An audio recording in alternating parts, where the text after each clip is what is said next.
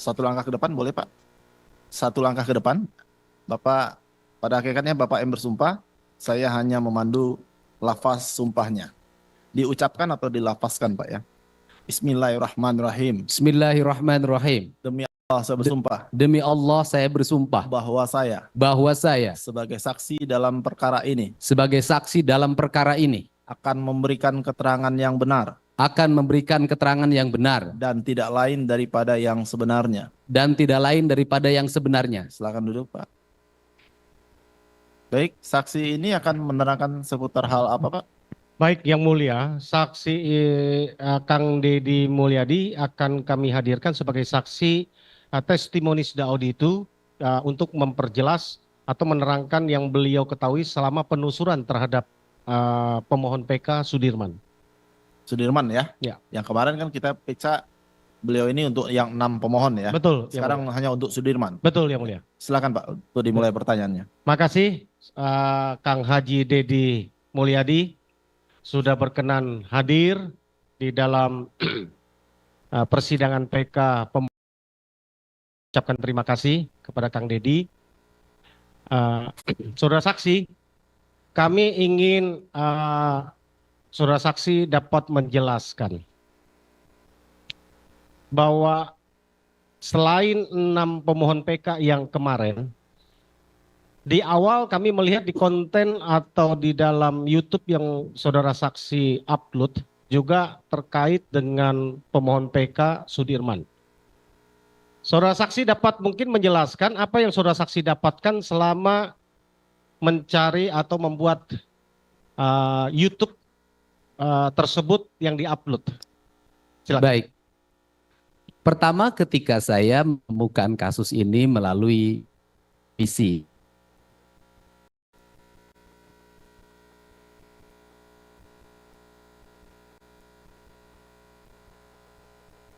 Bu Titin itu, waktu itu ada 1 Saka Tatal, 2 kakaknya Saka Tatal, yang ketiga adalah ayah dan ibunya dari saudara Sudirman.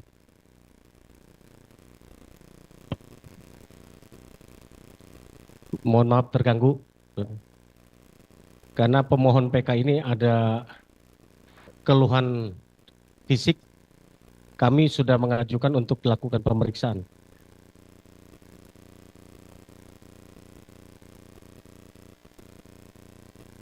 Oke, sesudah saudara saksi melakukan penelusuran ya, mengetahui ada peristiwa, apa yang membuat saudara saksi mengupload itu lalu mencari tahu lebih dalam tentang peristiwa Vina dan Eki di Cirebon ini?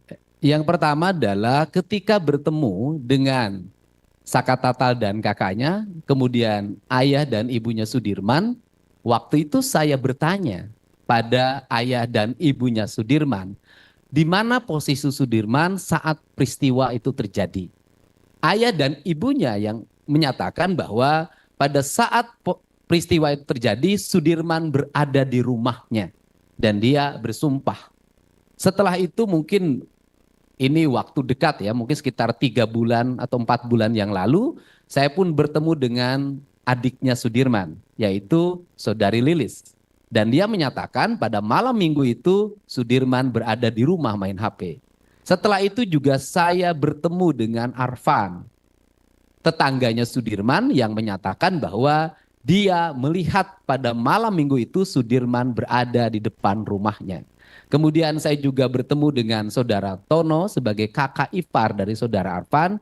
Ketika malam minggu itu dia wakuncar pada pacarnya yang kebetulan rumahnya berdekatan dengan saudara Sudirman. Dan dia melihat Sudirman ada di depan rumahnya. Cuman pada waktu itu dia pun mengajak saudara Sudirman untuk ke tempat kontrakannya. Tetapi saudara Sudirman menolak. Ya kan, karena dia masih main di tempatnya atau di halaman rumahnya. Biasanya saudara Sudirman itu ketika diajak suka bermain di rumahnya saudara Tono. Baik, setelah saudara bertemu dengan tadi Arfan, Ritono dan juga Lilis ya, saudara saksi mewawancarai mereka bertiga. Kesan apa yang saudara saksi dapatkan dari kesaksian mereka? Setelah saya mendapatkan kesan yang mendalam bahwa Sudirman bukanlah orang. yang memiliki kualifikasi untuk melakukan tindak pidana. Dilihat dari sisi postur tubuh, kemudian kecakapan, dan ketiga riwayat hidupnya, di mana Sudirman sekolahnya pun itu umur 17 tahun baru lulus SD. Artinya bahwa dia tidak memiliki kualifikasi atau kecakapan seperti orang-orang yang lainnya, apalagi melakukan tindak pidana pembunuhan dan perbuatan asusila. Melihat dari sisi fisik dan fisik yang dimiliki oleh Sudirman, saudara Sudirman menurut saya jauh dari peristiwa yang dituduhkan itu. Baik, memang itu yang kami ingin konfirmasi, saudara saksi, bahwa berdasarkan dakwaan dan juga uraian peristiwa di dalam putusan, Sudirman ini boleh dibilang adalah pelaku utama. Karena pada tanggal 17 Agustus di dalam dakwaan dan uraian peristiwa di putusan, Sudirman ini mendapatkan SMS dari DPO yang bernama Dani. Yang Dani dalam hal ini fiktif dan sampai hari ini belum pernah dihadirkan dan tidak bisa dihadirkan. SMS-nya pun yang bukti tanggal 17 itu ini adalah selama PK kami persoalkan tidak pernah dihadirkan di dalam berkas persidangan. Bahwa dia karena dituduh dia terus yang ke Sakatatal, lalu dia yang memprovokasi. Saya sependapat dengan apa yang saksi sampaikan tadi, bahwa biasanya seorang saksi pelaku utama, apalagi ini dalam unsur pembunuhan berencana, tentu dia harus aktif mempengaruhi orang, apalagi ini 11 orang, ya kan, mempengaruhi kan. Selain yang sudah disebutkan ada Dani, Sakatatal, dia sampaikan SMS-nya.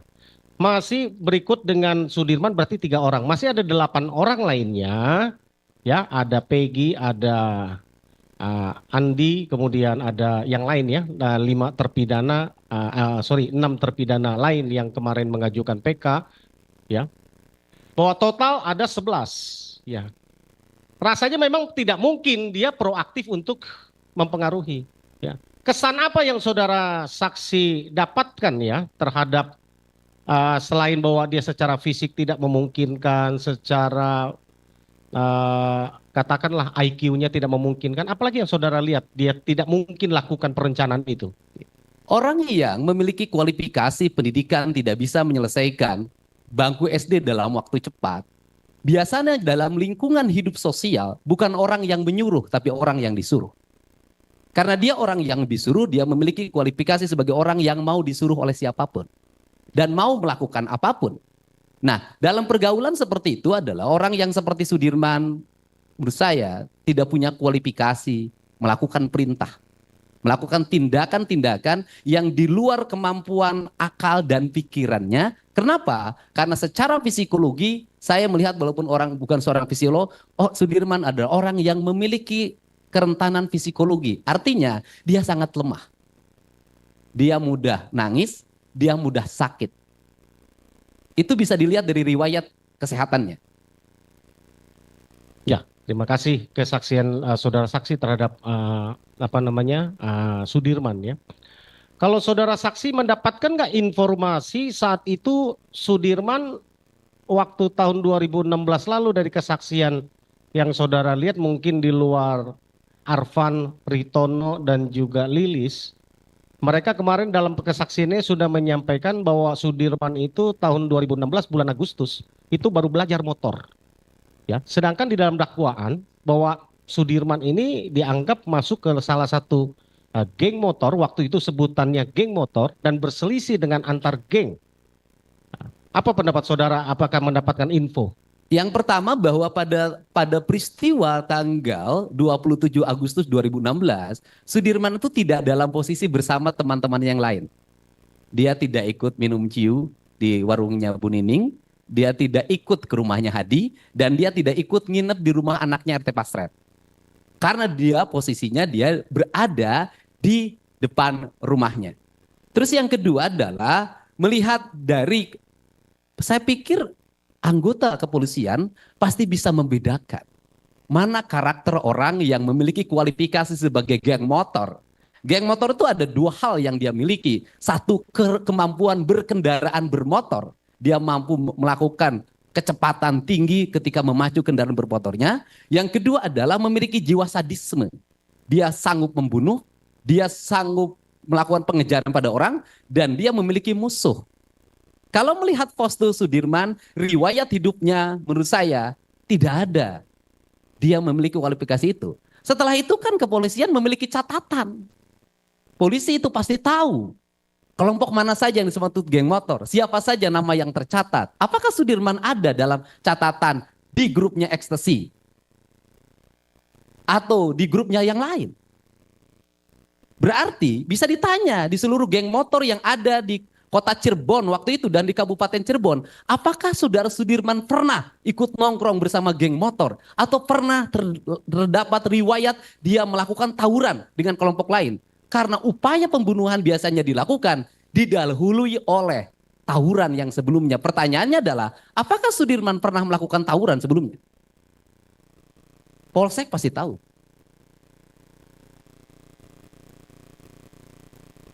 Baik. Ada informasi lain yang mungkin saudara saksi dapatkan selama mencari informasi tentang peristiwa Vina dan Eki ini, terutama terhadap kepribadian Sudirman yang saudara saksi dengar? Saya justru pada kesempatan siang hari ini saya meminta maaf pada Sudirman.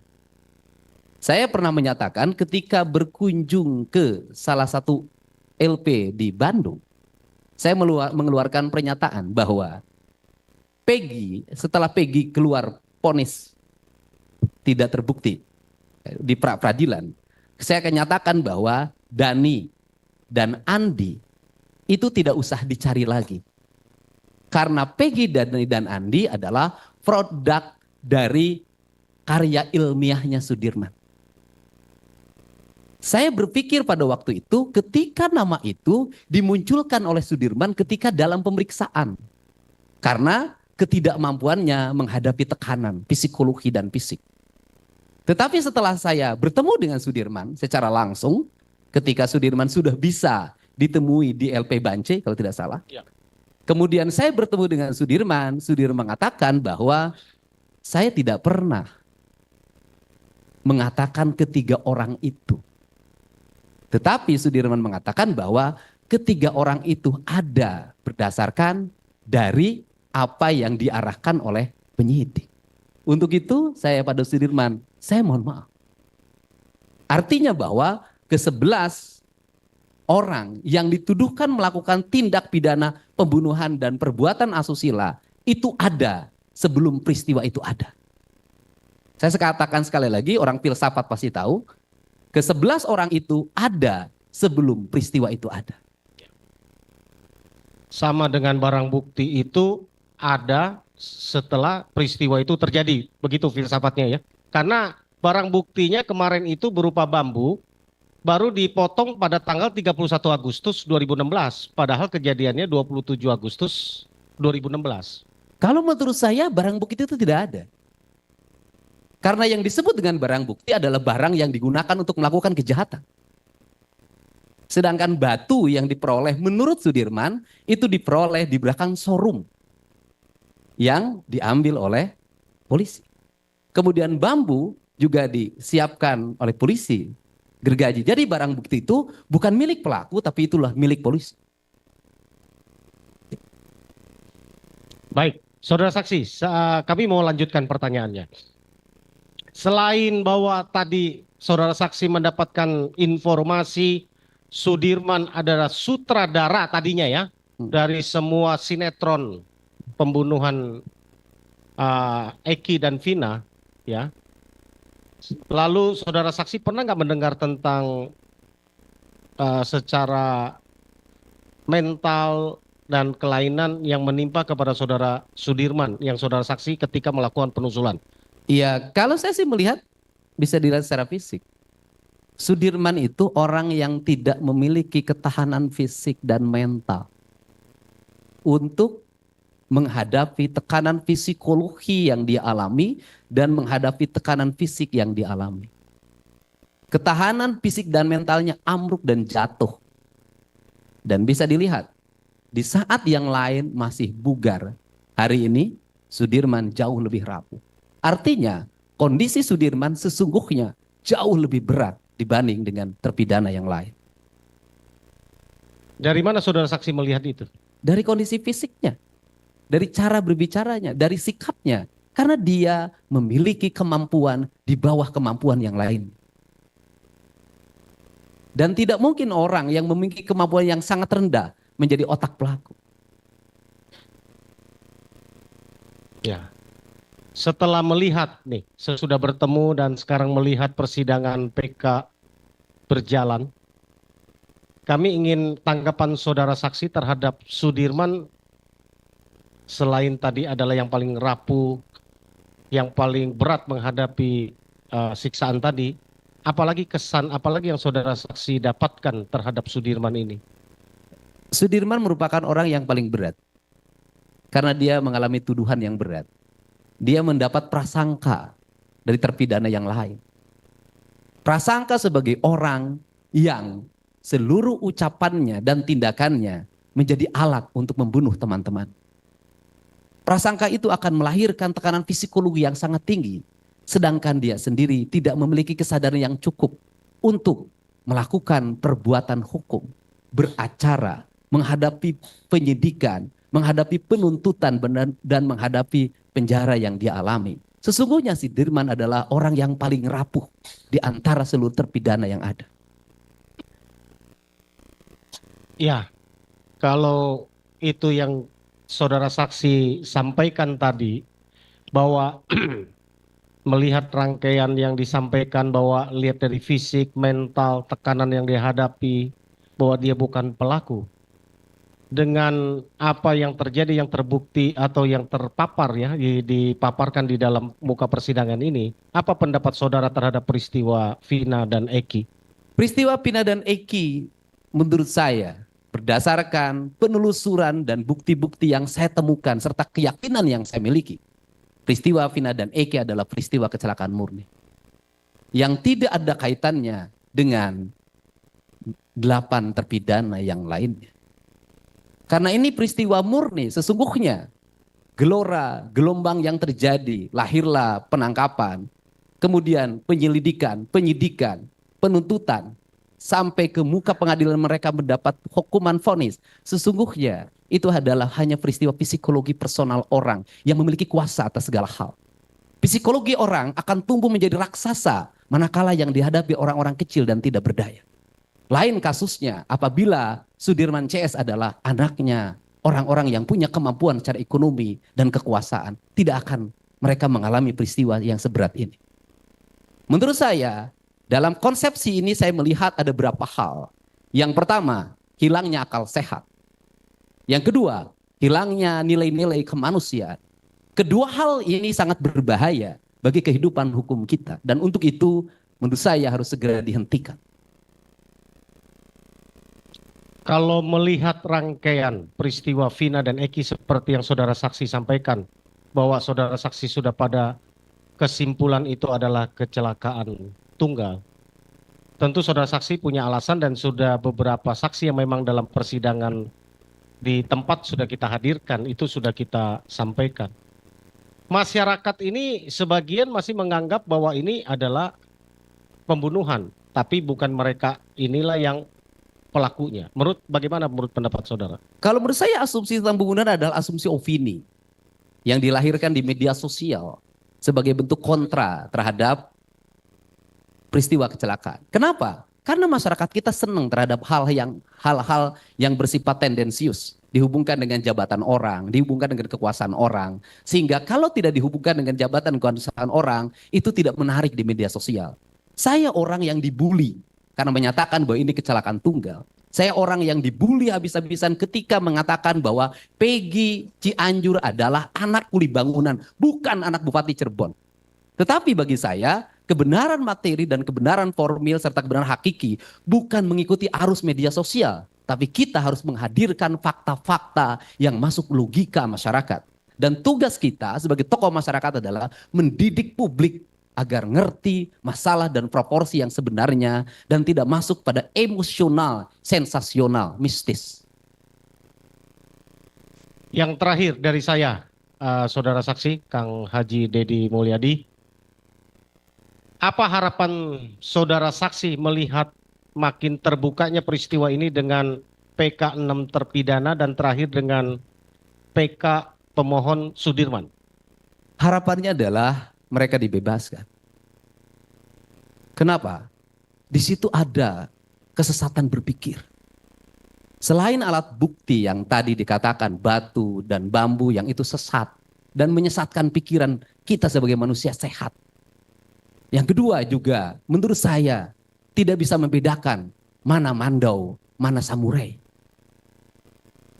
Dalam pengakuan saudara Ucil, yang dia bawa itu, yang disita itu adalah mandau.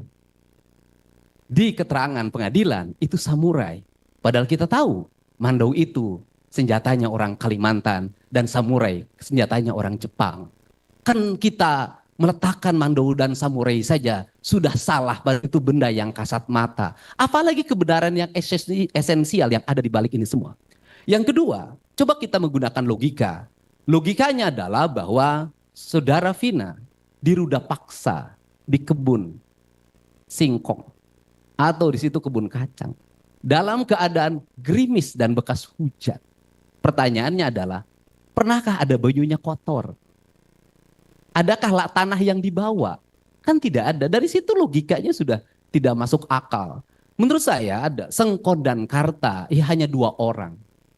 Tapi mampu menemukan kebenarannya dan melahirkan namanya PK. Ini 8 orang. Di saat Indonesia masuk dalam era demokrasi yang terbuka, di saat kita menjunjung tinggi supremasi hukum, di saat kita masuk era digital, menurut saya tidak ada jalan lain demi keadilan dan kemanusiaan atas nama warga Jawa Barat dan warga Indonesia yang punya kesadaran pikiran. Saya minta mereka dibebaskan. Dan saya pun berharap kita tidak boleh mati pada hukum sebuah putusan. Dan hukum itu harus hidup. Saya pernah kuliah di Fakultas Hukum. Hukum itu harus hidup.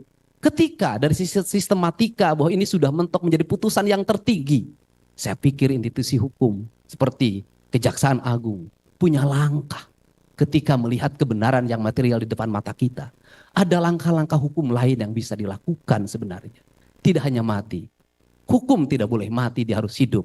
Karena hukum adalah alat untuk melakukan perubahan masyarakat. Saya sebelum dilanjutkan oleh rekan kami atas nama tim hukum DPN Pradi yang mendampingi 7 pemohon PK dalam hal ini terpidana seumur hidup akibat peristiwa Vina dan Eki, sungguh mengucapkan terima kasih kepada Bapak Haji Dedi Mulyadi. Karena melalui Kang Dedi lah peristiwa ini bisa sampai ke tim hukum DPN Pradi dan dapat kami lakukan langkah-langkah hukum pembelaan sebagai profesi advokat, sebagai penegak hukum untuk menegakkan keadilan hukum walaupun langit akan runtuh sekalipun. Itulah yang kami sampaikan, itulah yang kami perjuangkan. Terima kasih sekali lagi kepada Kang Dedi Mulyadi yang sudah membuat awal peristiwa ini menjadi terang dan kasus ini dibawa kepada tim hukum DPN Pradi dan kami menanganinya bersama Profesor Dr. Otto Hasibuan SHMM. Terima kasih. Rekan lain mungkin tambahkan. Saya menambahkan sedikit, saudara saksi. Silakan, Pak. Saya mengenal saksi adalah sebagai tokoh dan pengamat sosial. Bukan hari ini gitu. Saya sudah baca, sudah lihat podcastnya dari bertahun-tahun yang lalu. Artinya dalam hal ini saudara saksi adalah salah satu tokoh yang fokus pada masalah-masalah sosial yang dialami oleh masyarakat. Pertanyaan saya adalah, kenapa saudara saksi jadi fokus ke masalah Vina ini gitu? Kan belakangan jadi fokus ke masalah ini. Tadinya ke masalah, saya lihat saudara saksi itu membantu masyarakat yang kekurangan lah, kemudian membantu yang terbelit hutang dan lain sebagainya. Tapi kira-kira 3 atau 4 bulan ini fokus ke masalah ada kira-kira ada pemikiran atau ada dasar apa, ada apa keinginan atau penasaran atau seperti apa yang saudara saksi lakukan, yang rasakan sehingga fokus ke masalah pembunuhan Vina ini dan kemudian secara implisit menyatakan ada ketidakadilan. Bagaimana saudara saksi menjelaskannya? Yang pertama adalah peristiwa hilangnya hak-hak kemerdekaan orang itu peristiwa terpenting dalam kehidupan bernegara kita. Karena esensi dari hak kemanusiaan adalah hak untuk hidup merdeka. Dan perbuatan yang paling kejam dalam hidup adalah merampas kemerdekaan orang.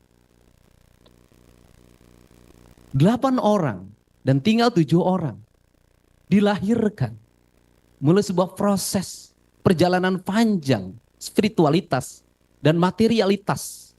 Nanti saya ada falsafahnya. Kemudian lahir ke dunia.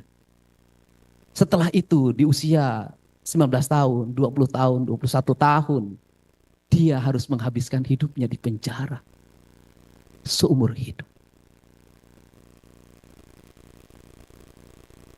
Ini adalah peristiwa terkejam dalam sepanjang sejarah hukum Indonesia. Untuk itu diperlukan langkah yang berani untuk menyampaikan pesan bahwa peristiwa ini tidak pernah terjadi. Seluruh rangkaiannya itu mengikuti arus mata angin. Saya selalu mengikuti arah mata hati hidup saya, kemana saya pergi. Dan pada akhirnya semakin terbuka. Dan ketika proses semakin terbuka ini, jujur saja, hampir tidak ada orang yang berani untuk menyampaikan fakta yang sebenarnya. Kenapa? Ada rasa takut dalam dirinya.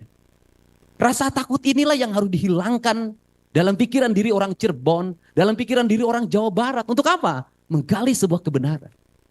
Dan di Indonesia, khususnya di Jawa Barat, kalau tidak ada yang memulai, tidak akan pernah ada yang mengikuti. Maka saya harus memulai ini semua.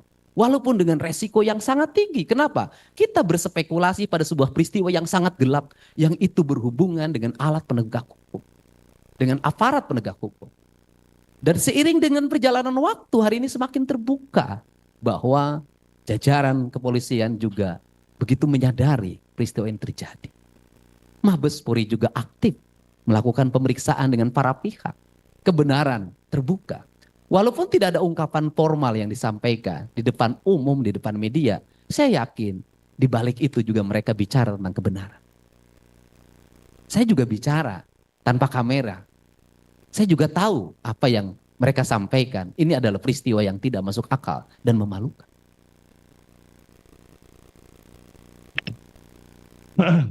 Saya ingin mendalami lebih dalam lagi sedikit tentang kata-kata ketidakadilan itu. Pemahaman saudara saksi tentang ketidakadilan ini, khususnya di kasus Vina dan Eki ini, seperti apa kok jadi dalam hal ini, maaf, bahwa saudara saksi berani melawan, menentang netizen lah, menentang segala macam, dan tetap dengan prinsip dan keyakinannya bahwa ini ada ketidakadilan. Ketidakadilan ada seseorang yang menjadi terperiksa, kemudian tersangka dan terpidana harus mendapat pendampingan hukum yang memadai. Harus mendapat rasa adil dalam proses hukumnya. Saya melihat dalam seluruh proses yang dijalani oleh ke-8 terpidana dan sekarang tinggal 7 terpidana yang terpenjara, seluruh prosesnya tidak adil. Mereka tidak adil ketika sudah dilapor seorang pelapor yang berkapasitas mengaku diri sebagai sipil, padahal dia sebagai anggota. Itu melaporkan menyebutkan 11 orang tersangka. Kemudian dilakukan penangkapan sendiri. Setelah itu dilakukan pemeriksaan. Walaupun kepada akhirnya diserahkan kepada unit serse. Tapi proses awalnya sudah menurut saya bertentangan dengan prinsip-prinsip keadilan. Dengan bertentangan dengan prinsip-prinsip transparansi dalam penanganan kasus.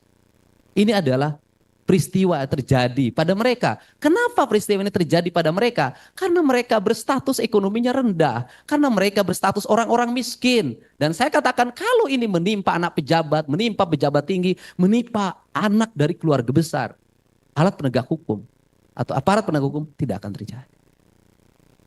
Mereka adalah orang-orang yang sial karena status sosial hidup.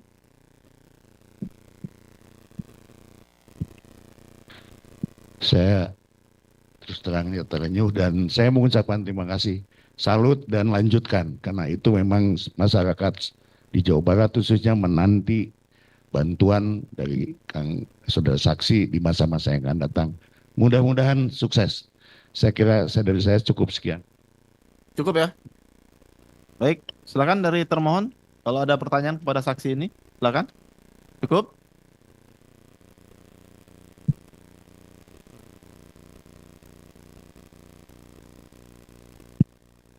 Terima kasih Yang Mulia. Selamat datang Pak Haji Dedi untuk yang ketiga kalinya. Kami tidak ingin ada pertanyaan, sudah cukup pertanyaan dari para tim penasihat hukum. Namun saya ingat bahasa, apakah Pak Dedi sependapat bahwa hukum itu tidak mencari-cari kesalahan orang, tetapi hukum itu ada guna menemukan kesalahan orang. Apakah sependapat dengan hal seperti ini? Ini yang ingin kami tanyakan kepada Pak Dedi. Ya, hukum tidak mencari kesalahan orang, tetapi hukum tidak boleh menghindari ketika orang bersalah. Dan pada 7 terpidana ini tidak ada kesalahan dan tidak ditemukan kesalahan menurut saya. Itu kami menghargai karena itu adalah pendapat pribadi Pak Dedi. Namun kami hadir dan persidangan yang mulia ini kita hadirkan untuk menunggu putusan pengadilan Mahkamah Agung. Terima kasih. Cukup? Ya. Akan kami tambahkan sedikit ya Pak ya. Nah, dari anggota mau nanya. Silakan Pak. Saksi ya. Saksi sudah menjadi saksi di Sakatatal sebelumnya kan ya. Terus yang mau saya tanyakan, selama ini kan saksi sudah mewawancarain beberapa yang seperti siapa? Teguh, Okta, temannya Aib itu siapa? Oh, Dede. Nah, Dede ya kan. Nah, yang berawal dari kesaksian Aib dan Dede kan, yang mau saya tanyakan, waktu wawancara si Dede ini ada nggak saksi menanyakan yang nongkrong di situ tuh berapa orang yang dilihat sama si Dede dengan kepalanya sendiri, dia melihat langsung nih berapa orang? Iya, justru Dede tidak melihat ada orang nongkrong. Tidak melihat ya. Tidak melihat ada orang nongkrong. Terus seperti yang saksi tadi katakan bahwa nama Andi, nama siapa Dani tadi adalah akal-akalan dari Sudirman. Iya. Padahal saksi menanyakan Sudirman itu mendapatkan nama itu dari penyidik. Iya. Berarti sebenarnya orang-orang ini tidak ada. Ya tidak ada. Terus saksi kan pernah menanyakan bapaknya, berarti setidaknya wawancara ke kampung situ lah ya. Ya. Ke kampung situ. Ada nggak di wawancara itu ke anak-anak yang lainnya itu kenal nggak sama si Andi, si Dani, si Peggy, dan satu lagi yang hilang tuh siapa? Hah? Si Panji itu ada nggak? Kan kalau satu tongkrongan berarti kumpulnya di situ. Atau tidak jauh rumahnya ngumpulnya bareng, ada nggak dari sekian yang saya wawancara ini? Baik, saya keliling kemanapun nyari nama Andi banyak, tapi ternyata bukan Andi yang dimaksud. Kemudian Peggy juga mungkin banyak, tapi bukan Peggy yang dimaksud. Dani banyak, Dani yang dimaksud. Sebenarnya logikanya sederhana. Logikanya sederhana banget. Andai kata nama Andi dan Dani itu ada dari dulu sudah bisa ditangkap kan, di setiap desa dan kelurahan ada Babin Kamtibmas, KTP-nya ada. Kan gampang. Menurut saya kenapa tidak bisa ditangkap? Karena memang itu nama fiktif. Berarti menurut saksi nama-nama itu nggak ada ya? Nggak ada. Karena dari wawancara saksi di kampus itu mereka pun tidak mengenal 4 orang ini. Tidak. Termasuk Panji yang nggak jelas kemananya itu ya. Cukup aja cukup.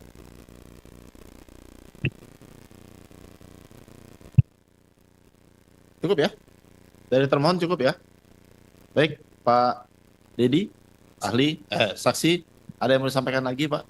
Ya, saya menyampaikan permohonan maaf bagi jajaran JPU, hakim dan pengacara dan Sudirman, saya minta maaf.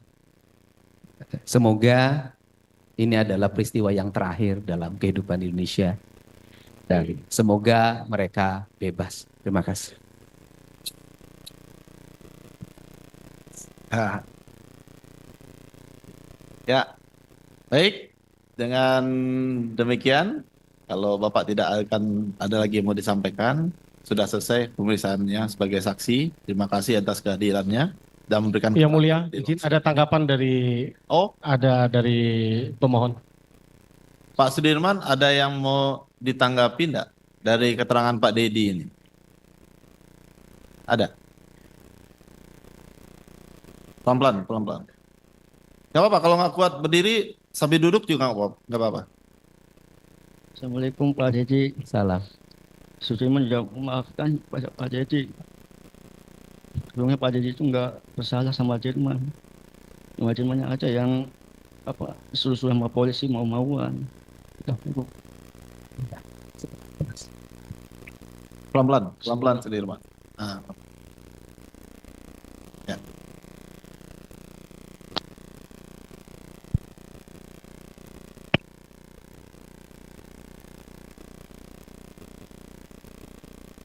Ya. Oke, terima kasih Pak Dedi. Kalau ada keperluan, bisa meninggalkan ruang sidang. Terima kasih atas kehadirannya.